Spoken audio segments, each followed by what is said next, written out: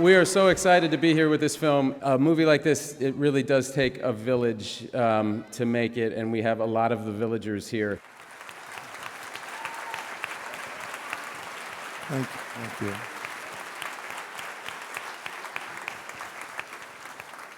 Thank you very much. Before I say anything else, I want to just, I forgot to mention that our amazing composer, Leslie Barber, Toronto native, is sitting here tonight. Just want to say thank you, Leslie.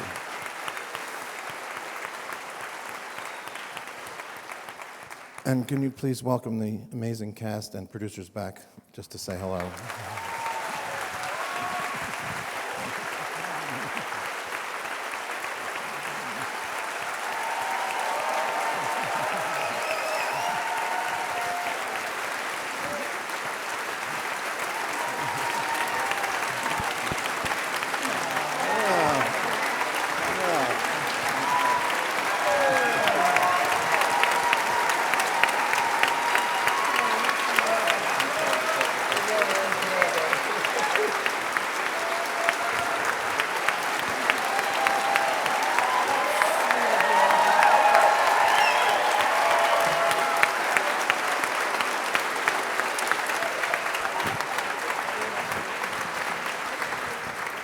Okay, I know you would all stand forever if you could. I think I'll start this one off. Matt, in your introduction, you mentioned that it takes a village. It took a village to make this movie. I'm wondering if we could maybe just hear from everybody on stage about how they became attached to the project and what it meant to them. Hey, you go, Casey. I've got my own. Oh, you got your own? Yeah. Great. Oh, That's not the most interesting thing to say about the movie, I guess, but Kenny sent me the script one day, and I read it, and then we talked about it, and there were some different combinations of people that were going to be involved, including Matt at one point, and then it sort of trickled down, and it ended up being that Kenny was going to direct it, and I was going to be in it. That was really moving.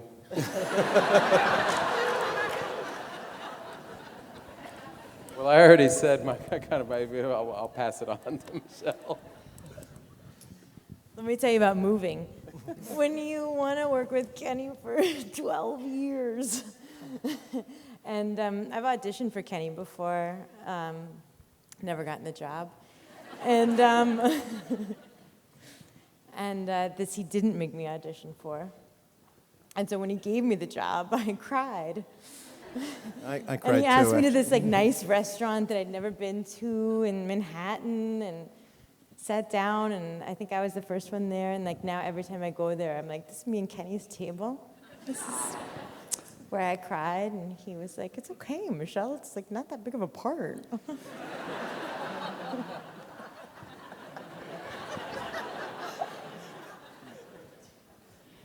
What exactly was the question? It was sort of a two-parter, to be fair. I think just how, it took a village to make this movie, and I guess just what it meant to you to be part of it and how you became part of it. Well, I want to hear from Kimberly. Oh, yeah. Sorry, I totally... I have to go. I'm not talent.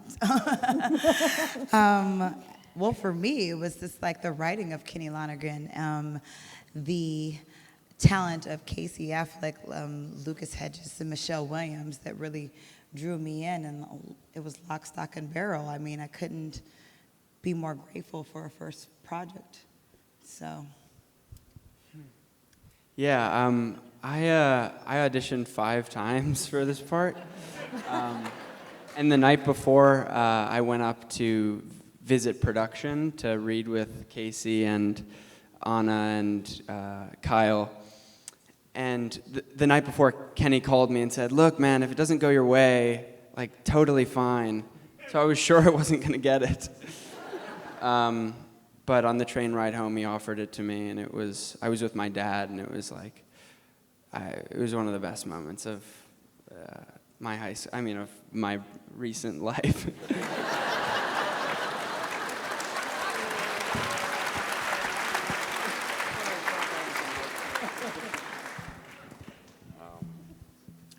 I was in New York and I received the script, was asked to read it, and after reading it the first time, I set it down and basically walked across the room and thought, how did that do that? to me? How did it make me feel the way I feel? And I read it again, and then the next morning I went and I had breakfast with you, and I immediately realized that you were an absolute lunatic, and I had no idea what a wonderful, wonderful lunatic that you were. And after I saw the film the first time, I was, like you are right now, completely blown away. And I'm still trying to figure out how you mastered it, and however you did it, you are something else. So, congratulations.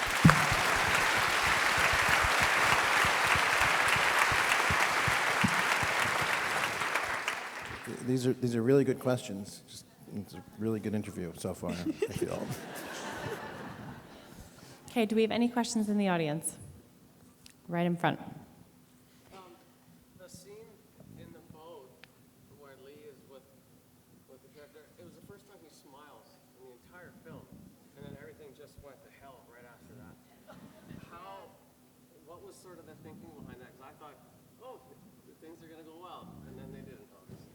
So the question was, this first scene in the boat when Casey smiles, and then after he smiles, things go completely to hell, and he never really smiles again. So what was your thinking behind that?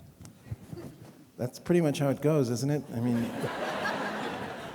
you think everything's going great, you smile a little bit, and then it goes right to hell. There was no exact correlation there. I thought that in the story, it seemed like the right time for Lee to really be trying to do something for Patrick and start noticing what was going on with him and the depths to which he really needed some help. And he goes way out of his way to buy him the boat. He gets the new motor. He sets him up with Anna Baryshnikov. He's just trying, but he just can't get away from it. That's all. It was not a. I didn't mean for him to go right to hell after he smiled. Okay, do we have any questions in the back before I come down here again? Go ahead. Okay. I was wondering how many takes was necessary when in the morgue you had to go up to him and then you had to hug him and kiss him and he was laying there all dead, and I was wondering, you must have cracked up a couple of times. Was it like... No, the question was how many takes do we do in the morgue scene, and we must have cracked up a couple of times, and I have to say we did not crack up at all. No, we were in a real morgue. And it was 3 takes exactly, and we had 2 cameras, and I was so shocked and moved by the way Casey did that scene that I thought I did one more just for the hell of it, and the second one was even better than the first one. And then this is just a small insight into how Casey works and how thoroughly he works. He said to me, I said, we're done, and he said, you sure? I'm not sure at this point in the story if I would break yet. Maybe we should you might not want this. Maybe we should do one where I don't have a reaction. And I said, okay. And we did that, but I knew I was going to use one of the ones where he has the beautiful reaction, which I was not expecting. But that's a little bit what it's like to work with him. He really wants to make sure you've got what you need. I must say that's very amazing if you have that level of commitment to your role and you can really get into it. It is amazing. Maybe just as an extension of that for Casey, this is such an incredible performance.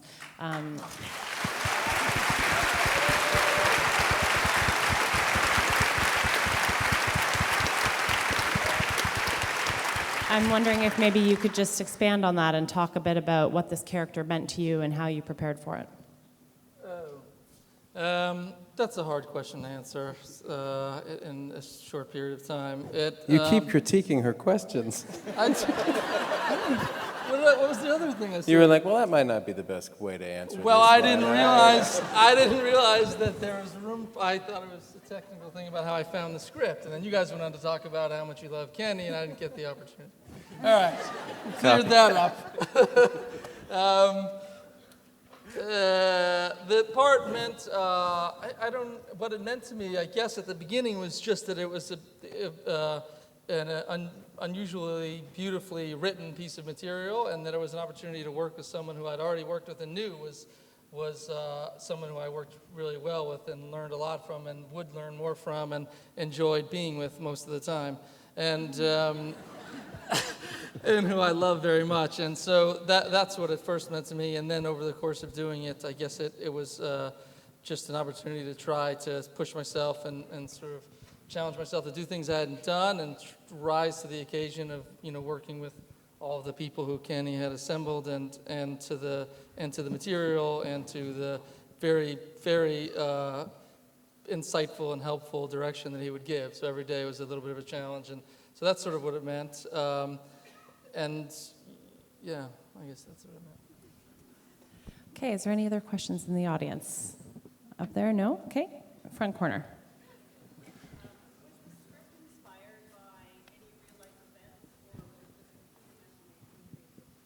Question about the script, was it inspired by any real events, or was it just complete imagination and creativity? It was inspired by John and Krasinski and Matt Damon's idea for the story, and which I took up and then wrote. No, there was no real life event, fortunately, very fortunately, that inspired the script. Nothing for me. I mean, I've had my sorrows, but nothing like what we put them through.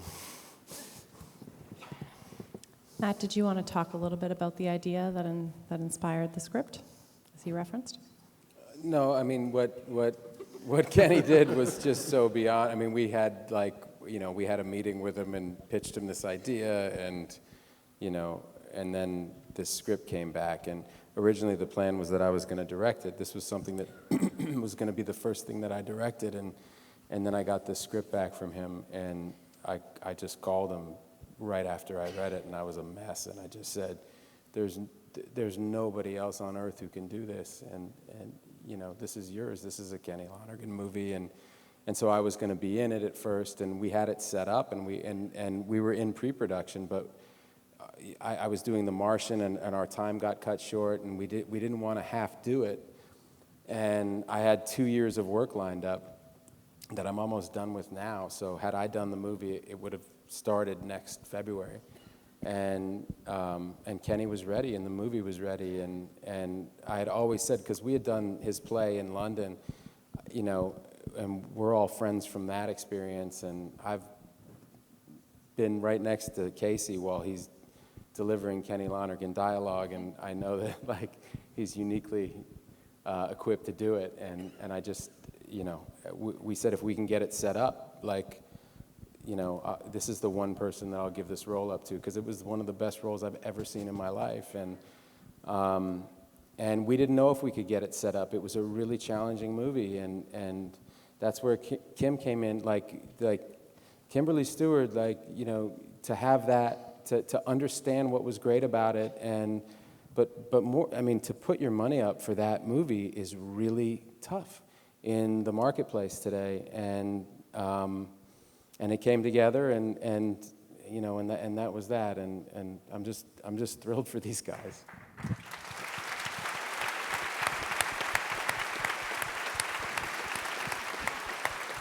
Okay, there's 2 people standing. I'm going to go on my left first.